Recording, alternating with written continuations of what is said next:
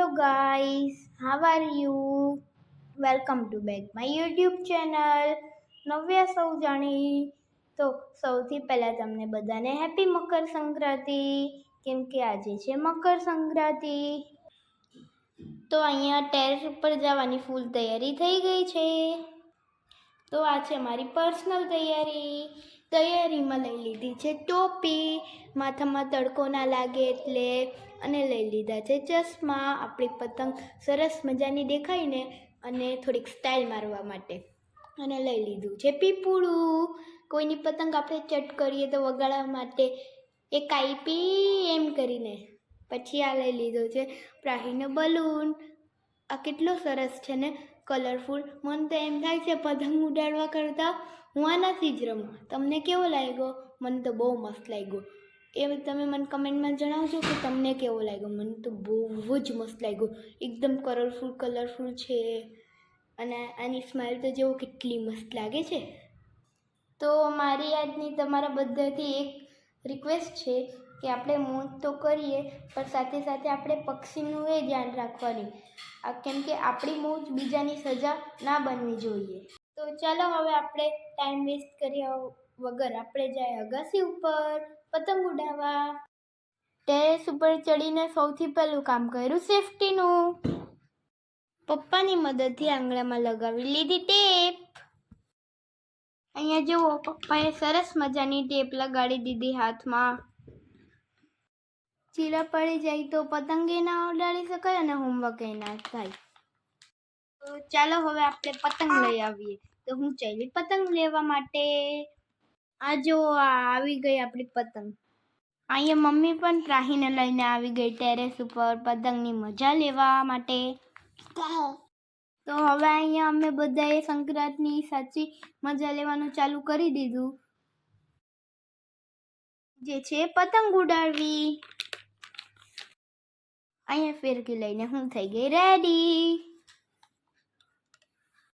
ફિરકી પકડીને હું કેવી લાગુ છું એ તો જણાવજો. તો અહીંયા પપ્પાએ પતંગ ઉડાડવાનું સ્ટાર્ટ કરી દીધું છે. આ પતંગ ઉડવાનું નામ જ નથી લેતી.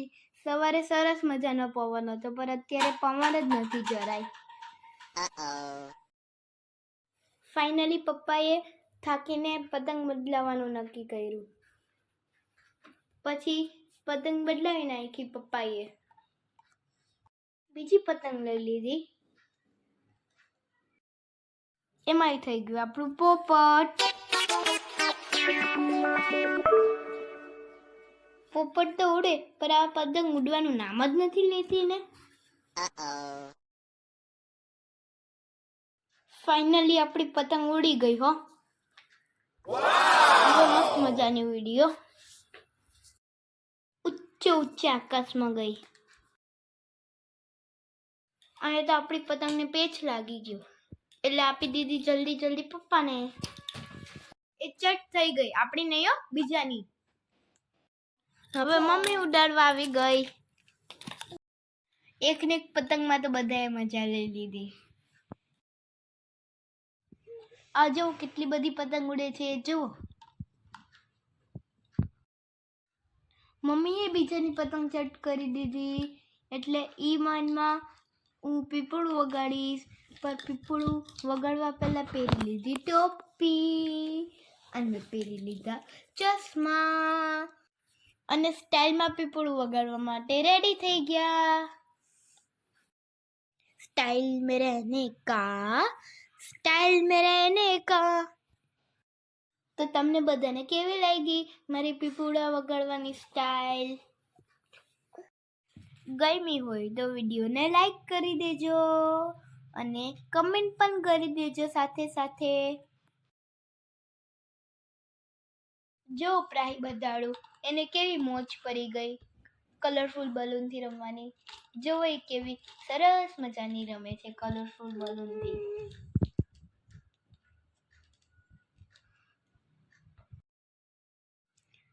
પ્રાહીની આ બીજી સંક્રાંત છે.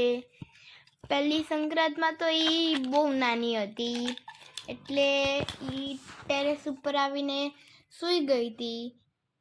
પર આ સંક્રાંતિની બીજી છે અને એમાં એ થોડીક મોટી પણ થઈ ગઈ છે, એટલે એ જો કેવી સરસ મજાની મજા લે છે બલૂનથી એના.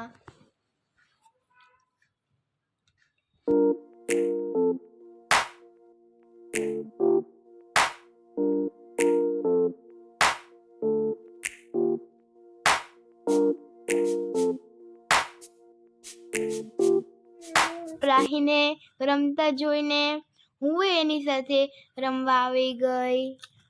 હું એના આ કલરફુલ સરસ મજાના બલૂનથી રમવા માંડી. આ તો મને બહુ ગમ્યું. પપ્પાને પતંગ ચગાવી હતી એટલે મેં પકડી લીધી ફિરકી. મમ્મી પ્રાહીને રમાડતી હતી એટલે મારે પકડવી પડી ફિરકી. જમવાની બ્રેક લઈને પાછું પતંગ ઉડાડવાનું ચાલુ કરી દીધું. આ વખત ફિરકી મમ્મીએ પકડી કેમ કે પ્રાહી બેન સૂઈ ગયા હતા એટલે. પછી પપ્પા પતંગ ચગાવે અને મમ્મી ફિરકી પકડે. પછી મેં થોડીક પતંગ ચગાવી અને આ વખત મમ્મીએ ફિરકી પકડી અને હું પતંગ ચગાવું. આ જો આપણી પતંગ કેટલી ઊંચી ગઈ. પવન સરસ છે એટલે કેટલી મસ્ત ઉડે છે.